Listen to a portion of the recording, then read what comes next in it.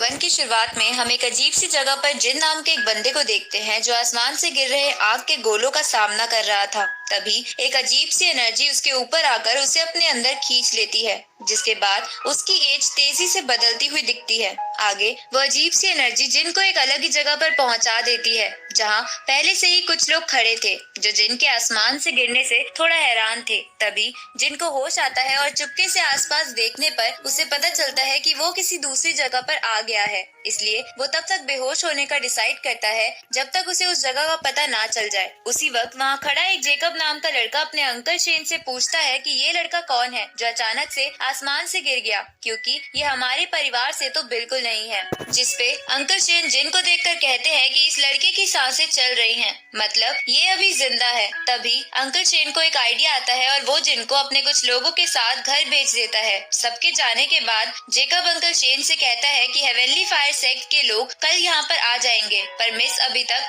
शादी के लिए तैयार नहीं है। जिस पर शेन बोलता है कि मिस बहुत ज्यादा जिद्दी है और वो ऐसे ही किसी से शादी नहीं करना चाहती। तो जेकब कहता है कि अगर ऐसा होगा तो हेवनली फायर सेक्ट के लोग पता नहीं हमारे साथ क्या ही करेंगे। लेकिन जेकब मन ही मन में इस बात से बहुत ही खुश था। तभी शेन हंसते हुए कहता है कि गॉड ने हमें इस सिचुएशन से बचाने के लिए इस फरिश्ते को यहाँ भेजा है, जिसकी शादी हम मिस से कराकर इस मुश्किल से बच जाएंगे। तो जेकब शेन से पूछता है कि क्या आप इस लड़के का बैकग्राउंड चेक नहीं करोगे। तो शेन उससे कहता है कि तुम इन सब बातों पर ध्यान मत दो और मैं मिस से बात करने जा रहा हूँ। ये सुनकर जेकब मन ही मन में गुस्सा हो जाता है, क्योंकि इसकी वजह से उसका कोई बना बनाया प्लान खराब हो रहा था। इस तरफ घर पहुंचने पर आसपास देखने के बाद जिन को लगता है कि ये लोग उसको नौकरों की तरह काम करवाने के लिए यहाँ लाए हैं। तभी दरवाजे की आहट सुनकर जिन फिर से बेहोश होने का नाटक करता है, जिसके बाद वहाँ पर अंकल शेन आते हैं और कहते हैं कि आखिरकार मैंने एक ऐसा लड़का ढूंढ लिया जो मिस से फेक मैरिज करके हमें हेवनली सेक्ट के लोगों से बचा लेगा। ये सुनकर जिन तुरंत ही उठ के वहाँ से भागने लगता है, क्योंकि उसे शादी वादी के चक्करों में नहीं फंसना था। पर अंकल शेन उसे पकड़ लेते हैं और उससे बोलते हैं कि मुझे पता था कि तुम बेहोशी का नाटक कर रहे थे, लेकिन तुम शादी क्यों नहीं करना चाहते। जिस पर जिन कहता है कि चाहे मुझे नौकर बना लो, पर मैं ये शादी नहीं करूंगा, क्योंकि आप लोग तो शादी कराकर बच जाओगे, पर हो सकता है कि हेवनली सेक्ट के लोग मुझे जान से मार दे। ये सुन के अंकल शेन समझ जाते हैं कि जिन बहुत ज्यादा स्मार्ट है, इसलिए वो अपनी पावर्स की मदद से पानी के चाकू बनाकर जिन को डराने की कोशिश करते हैं। तभी वहाँ जेकब आता है और अंकल शेन से कहता है कि हेवनली सेक्ट के लोग कल नहीं बल्कि आज ही आने वाले हैं। साथ ही वो मन ही मन में खुश हो रहा था, क्योंकि उसी ने उन लोगों को आज बुलाया था। अब हेवनली सेक्ट के लोगों के आने की बात सुनकर अंकल शेन कहते हैं कि अब तो हमें अभी के अभी शादी करनी होगी। ये सुनकर जिन निराश होने लगता है, क्योंकि वो वहाँ से निकलने के लिए कुछ नहीं कर सकता था। तभी वहाँ पर मिस आती है जो बहुत ही ब्यूटीफुल थी,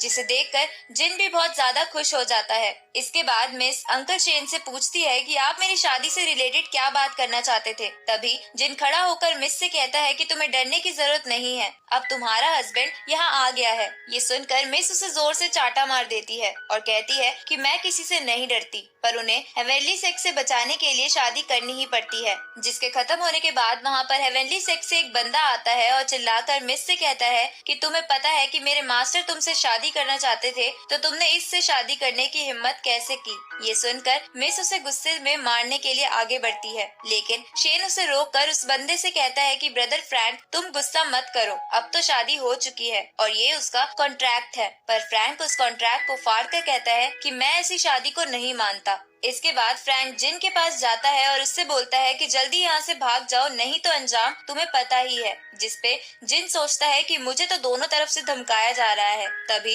अंकल शेन को लगता है कि अगर फ्रैंक पहले जिन पर अटैक करे तो वो इसका फायदा उठा सकते हैं, पर उसमें फ्रैंक सबसे ज्यादा ताकतवर है। जिसपे अंकल शेन हाँ करते हैं। ये सुन के जिन एक लकड़ी की कुर्सी उठाकर फ्रैंक के सर पे मार देता है, लेकिन इससे उसको कुछ नहीं होता और वो जिन को मारने के लिए आगे बढ़ता है, पर मिस उसे रोक देती है। इसके बाद जिन शेन के पीछे छुप जाता है और उनसे कहता है कि अब आगे का आप संभालो। जिस पर शेन कहता है कि चालाक बच्चे, तुम मेरा इस्तेमाल कर रहे हो। अब फ्रैंक अपनी लायन स्पिरिट से शेन को मारने आगे बढ़ता है, लेकिन शेन उसे शील्ड की मदद से रोक देते हैं और फ्रैंक को गुस्सा ना करने को कहते हैं। तभी जिन मिस को उठा लेता है और वहाँ से जाने लगता है, तो शेन उससे पूछता है कि तुम कहाँ जा रहे हो, जिस पर जिन बोलता है कि आप इस मेहमान को संभालो, मैं तो अपनी फर्स्ट नाइट मनाने जा रहा हूँ। आगे जिन मिस को एक कमरे में लेकर आता है जहाँ जिन कहता है कि मैंने उसे अपनी फैमिली के बिहाफ पर मारा है, इसलिए तुम्हें थैंक यू बोलने की जरूरत नहीं। लेकिन मिस गुस्सा होकर कहती है कि बेवकूफ, तुमने मेरी फैमिली के लिए और मुसीबत खड़ी कर दी है। तो जिन कहता है कि अब हम दोनों पति पत्नी हैं और मैं अपनी वाइफ की इंसल्ट होते नहीं देख सकता। ये सुनकर मिस चिल्लाकर कहती है कि हमारे बीच कोई रिलेशन नहीं है और हमने बस तुम्हारा इस्तेमाल करा है,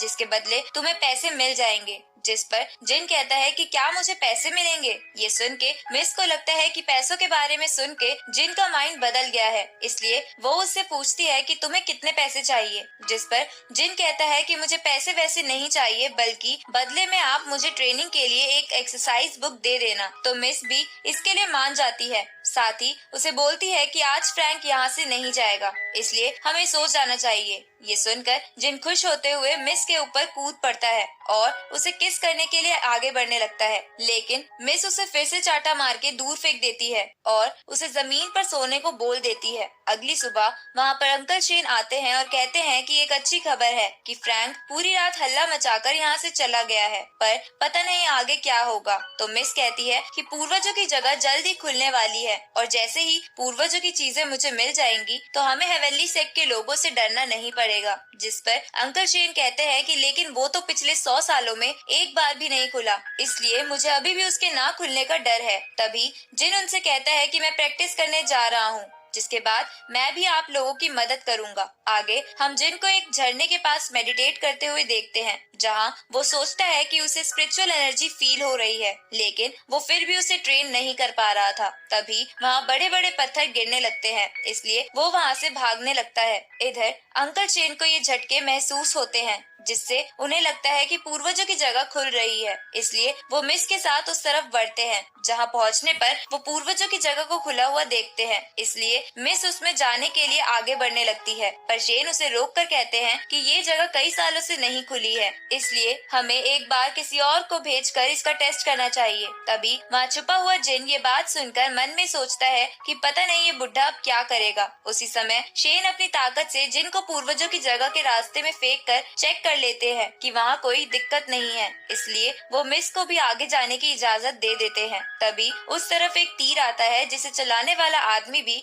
उस ट्रेजर को लेने आया था, पर मिस उस तीर से बच जाती है और शेन डैनियल से कहता है कि तुम अपनी फैमिली को क्यों धोखा देना चाहते हो। जिस पर डैनियल कहता है कि इस ट्रेजर पर हम सबका हक है, इसलिए मैं यहाँ आया हूँ। तभी मिस अपनी हेवनली पावर एक्टिवेट कर लेती है और उन पर अटैक करने लगती है, लेकिन वो सब उन अटैक से बच जाते हैं। तो मिस शेन से कहती है कि मैं आगे जा रही हूँ, इन लोगों को आप देखिए। तभी डैनियल जेकब को मिस के पीछे जाने को बोलता है, क्योंकि जेकब भी उनके साथ मिला हुआ था। ये सुनकर जेकब मिस के पीछे चला जाता है। आगे मिस और जेकब महल के अंदर जाके उस खास चीज के पास पहुँचते हैं, जहाँ पहुँचने पर मिस बोलती है कि जब ये चीज हमारी फैमिली के पास थी तब कोई भी हमसे फाइट करने की हिम्मत नहीं कर पाता था, लेकिन वक्त के साथ हम इस बारे में भूल गए और अब तो हेवनली सेक्ट भी हमारी इज्जत नहीं करता। तभी जेकब मिस को दूर फेंक कर कहता है कि ये खजाना मेरा है। ये सब वहाँ खड़ा जिन भी छुपकर देख लेता है। अब जेकब और मिस दोनों उस खजाने के पास जाते हैं,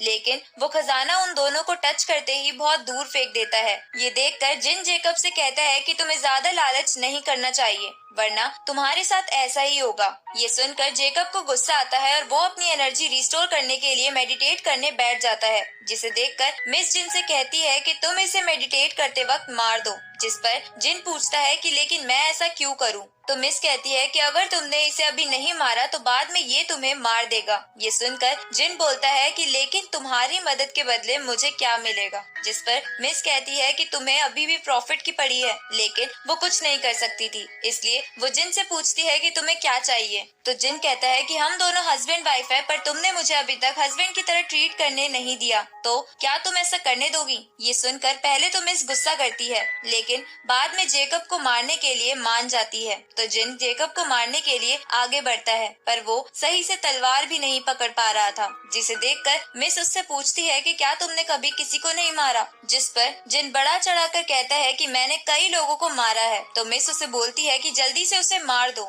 ये सुन के जिन अपनी तलवार को आगे बढ़ाता है, पर जेकब उसे रोक लेता है और उसकी तलवार ऊपर की तरफ फेंक देता है, जो छत के एक पत्थर में घुस जाती है। अब जेकब जिन को मारने के लिए खुश होने लगता है, तभी जिन उसे ऊपर देखने को कहता है। उसी समय उसके ऊपर छत वाला पत्थर आकर गिर जाता है। ये देखकर जिन को लगता है कि शायद जेकब मर गया। आगे मिस जिन से कहती है कि इस ट्रेजर के आसपास एक फॉर्मेशन बना है, जिसकी वजह से मैं इसके पास नहीं जा सकती, जो स्पिरिचुअल एनर्जी से कनेक्टेड है, इसलिए मुझे वो कनेक्शन तोड़ना होगा। इसके बाद मिस अपनी पावर एक्टिवेट करके फर्स्ट फॉर्मेशन के कनेक्शन को तोड़ देती है। तभी एक और फॉर्मेशन उसे दूर फेंक देता है और एक एनर्जी उसे चोट पहुंचाने के लिए उसकी तरफ आगे बढ़ती है, लेकिन बीच में जिन आ जाता है, जिसे वो एनर्जी लगने के बाद वही बातें याद आती है जब उसकी एज चेंज हो रही थी। तभी उस एनर्जी का असर खत्म हो जाता है और जिन देखता है कि उसे कोई भी चोट नहीं आई है, जिसे देखकर वो खुश होने लगता है। ये देखकर मिस बोलती है कि उस फॉर्मेशन ने तुम पर अटैक किया था, लेकिन फिर भी तुम्हें कुछ क्यों नहीं हुआ? उसी समय वो फॉर्मेशन टूट जाता है और जिन उसकी तरफ बढ़ने लगता है। ये देखकर मिस को महसूस होता है कि कहीं ये फॉर्मेशन जिन की वजह से तो नहीं टूटा, पर वो इस बात को इग्नोर कर देती है और उस ट्रेजर की तरफ बढ़ती है। तभी वो ट्रेजर हवा में उड़ने लगता है और उसकी एनर्जी मिस के अंदर आने लगती है, जिसके बाद वहाँ रखे बाकी ट्रेजर भी उड़ने लगते हैं और उनकी भी एनर्जी मिस के अंदर आने लगती है। ये देखकर जिन अपने सर को बचाने के लिए वहाँ से साइड हट जाता है, जहाँ वो एक गोल्डन स्क्रोल को देखता है, जो उसके सर के अंदर घुस जाता है, जिसके बाद जिन बेहोश हो जाता है। थोड़ी देर बाद जिन को होश आता है और वो देखता है कि मिस ने अब वो एनर्जी कंज्यूम कर ली है। साथ ही मिस उसे कहती है कि यहाँ पर एक हेवनली बुक भी होनी चाहिए थी, जो कई सालों से यहाँ थी, लेकिन शायद मेरी फैमिली की कुछ बातें गलत थी। ये सुनकर जिन समझ जाता है कि हेवनली बुक वही गोल्डन स्क्रोल था जो उसके सर में घुस गया है। तभी मिस उसे एक्सरसाइज स्क्रोल देकर कहती है कि मैं अपनी एनर्जी रिस्टोर करने के लिए मेडिटेट कर रही हूँ, तब तक तुम आसपास ध्यान रखना। तो जिन भी अपनी वाइफ के कहने पर ये मान जाता है। थोड़ी देर बाद वहाँ शेन अपने साथियों के साथ आता है और मिस से पूछता है कि क्या आपने एनर्जी कंज्यूम कर ली, जिस पर मिस हाँ करती है। तभी शेन जिन को वहाँ देखता है, जिसे देखकर वो कहता है कि क्या तुम अभी तक नहीं मरे। इसके बाद शेन जिन को मारने के लिए एक एनर्जी बॉल बनाते हैं, क्योंकि उनके अकॉर्डिंग अब उन्हें जिन की कोई जरूरत नहीं थी और इस फेक मैरिज की वजह से मिस की रेप्यूटेशन भी खराब हो सकती थी। पर मिस जिन के सामने आ जाती है और शेन को कहती है कि इसमें इसका कोई लेना देना नहीं है, इसलिए हमें इसे जाने देना चाहिए। पर शेन इसके लिए नहीं मानता और अपनी एनर्जी बॉल इस्तेमाल करने के लिए आगे बढ़ता है। तभी जिन मिस का गला पकड़ लेता है और कहता है कि अगर तुम आगे बढ़े तो मैं इसे मार दूंगा। ये देखकर शेन उसे कहते हैं कि तुम मिस को छोड़ दो और मैं तुम्हें यहाँ से जाने दूंगा, जिस पर जिन कहता है कि बुड्ढे, तुमने मेरा बहुत इस्तेमाल किया है और तुम्हें लगता है कि मैं तुम्हारा विश्वास कर लूंगा। ये सुनकर शेन अपनी एक सीक्रेट टेक्निक इस्तेमाल करता है, जिसकी वजह से जिन की पूरी बॉडी जम जाती है और मिस जिन से छूटकर शेन के पास आ जाती है। तभी जिन उस बुक की स्पिरिचुअल एनर्जी की मदद से उस बर्फ को बड़ी आसानी से तोड़ देता है और शेन की तरफ एक अटैक करता है, जिसे शेन अपनी शील्ड की मदद से रोकने की कोशिश करता है, पर वो ऐसा नहीं कर पाता और दूर जाकर गिरता है। इसके बाद जिन एक तलवार लेकर शेन के पास जाता है और कहता है कि बुड्ढे, आज मैं तुम्हें नहीं छोड़ूंगा। तभी हम छत से एक पत्थर को उनकी तरफ आते देखते हैं और इसी के साथ ये एपिसोड यहीं खत्म होता है।